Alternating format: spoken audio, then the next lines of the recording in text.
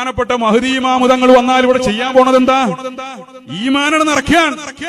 ഈമാൻ നിറക്കുമ്പോൾ ലോകം മുഴുവനും മഹ്ദി ഇമാമിന്റെ കാൽ കീഴിലേക്ക് വരികയാണ്. അഖീദ ശരിയാക്കണം.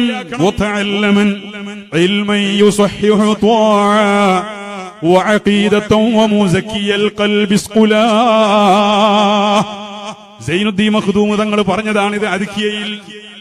വതഅല്ലമൻ, നീ ഇൽമു പഠിക്കുക. ഏത് ഇൽമ്? ഫർള് ഐനായ ഇൽമുകളെ കുറിച്ചാണ് പറയുന്നത്. വതഅല്ലമൻ ഇൽമൻ യുസഹിഹു ത്വാഅ, നിന്റെ ഇബാദത്തുകളെ സ്വഹീഹാക്കുന്ന ശരിയാക്കുന്ന ഇൽമ് നീ പഠിച്ചുകൊള്ളുക. ഫർള് ഐനാൻ, നിർബന്ധാണ്. ഓരോരുത്തർക്കും വ്യക്തിപരമായി നിർബന്ധമാണ്. വതഅല്ലമൻ ഇൽമൻ യുസഹിഹു ത്വാഅ വഅഖീദ, അഖീദ പഠിക്കുക, ആദർശം പഠിക്കുക. എന്തേ?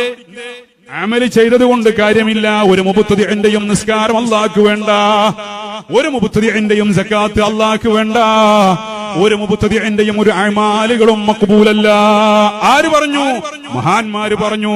റസൂലുള്ളാഹി സ്വല്ലല്ലാഹു അലൈഹി വസല്ലം തങ്ങൾ ഈ ഉമ്മത്തിനെ പഠിപ്പിച്ചതാണത്. ഒരു മുബ്തദിഇന്റെയും ഉള്ളില് അഹ്ലുൽ അഹ്വാഇന്റെ ഇബാദത്തുകൾ അല്ലാഹുക്ക് വേണ്ട. ഖുർആനൊക്കെ ഒരു പേര് ഓത്തും, ഖുർആനൊക്കെ അവരോടും ഭയങ്കര ഓത്തും.